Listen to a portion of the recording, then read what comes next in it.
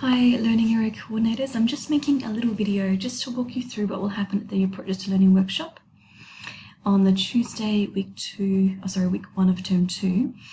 So I'll just walk you through the structure of the actual workshop. You'll be playing a critical role in developing the Approaches to Learning chart with your Learning Area team. So we'll all meet in the tech foyer.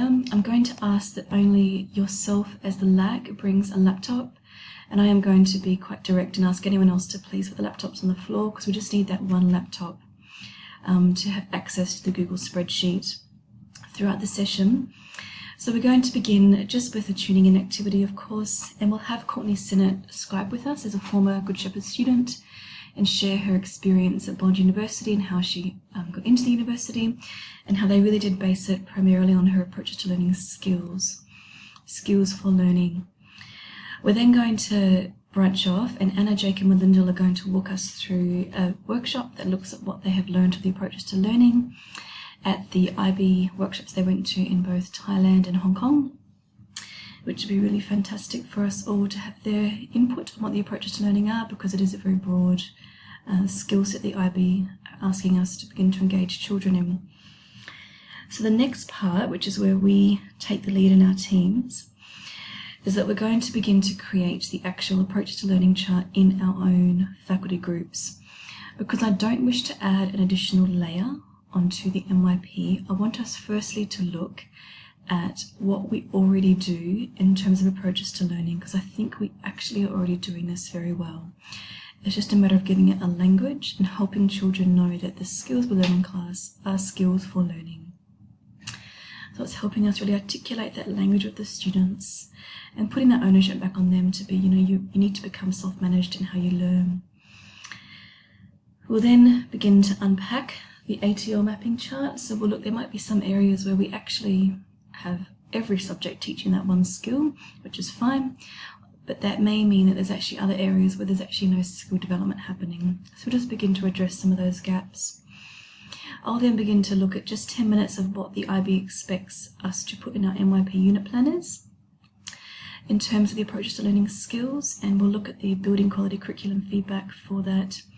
Then once again, we'll just reflect what has been clarified, what concerns do we still have. We'll use some of those visible thinking routines to model to all our teachers to help them embrace those in the classroom as well. So that's just a run through of the session. In our sorting out section here, we've created a LAC input spreadsheet, and this is the stage 1 of our approaches to learning chart.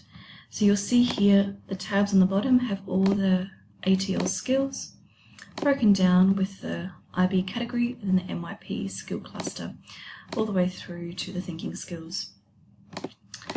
So what we are required to do is to look into our unit planners, see what we have from year 6 through to year 10 in our different subject areas, and then simply copy and paste what we already have planned. So for example, in language and literature for our term 2 year 8 unit, we address communication skills, reading, writing and using language to gather and communicate information.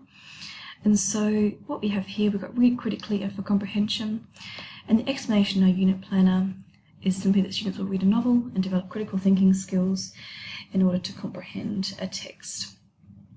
So all I have popped in, I've copied and pasted that, and I've just popped it in this section here for language literature.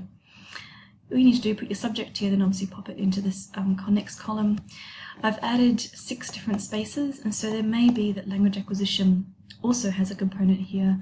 INS also has this component. PE also has this component. Design definitely has this component as well.